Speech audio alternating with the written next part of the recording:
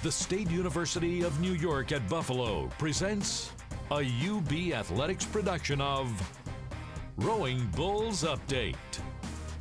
And for the latest on the rowing team, we welcome in assistant coach Mary Kate Fronheim and junior rower Tracy Zajac. We're going to talk a little bit about the novice program. That's a big part of the rowing team. And Mary Kate, that's the focus that you're most involved in as an assistant coach. Tell us a little bit about what the novice program is all about.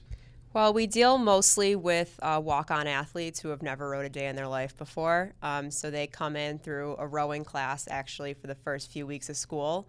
And then from there we pick, our team and, we teach them all about the sport and, hope that they stay on for the next 4 years. So a lot of, a good portion of the varsity team right now is actually walk-on athletes as well. What's the challenge for particularly somebody, we'll ask Tracy what it was like for her in a second, but what's the challenge for someone, like you said, who has likely never done this their entire life, to learn to do it at a high level of collegiate rowing? Well, it's a very different sport, from all the other teams that are here. It's the ultimate team sport. So you're doing the same thing over and over and over again and putting the body through a lot of stress. So it's all about making them love that, which can be, one of the hardest parts is making them enjoy, all the pain. Right. Tracy, feel free to comment on that. How enjoyable was all the pain?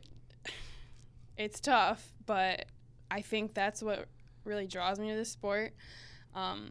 It was a ton of hard work, but I think that's why I enjoy it, because it's rewarding, because nothing comes free and you earn what you earn. It's not easy. Right. So. Did you have any aspirations in getting into rowing when you got here at UB, or is this something that just kind of evolved through the process? Well, I started college at RIT, actually, and basically all my friends were on the rowing team.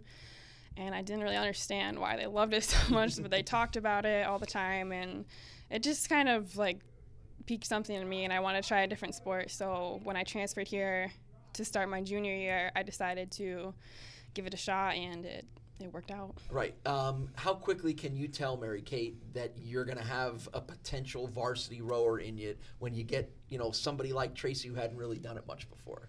Well, the first thing a lot of people look at is size. Are they tall? Are they athletic? But the big thing that I look for is someone who's a hard worker.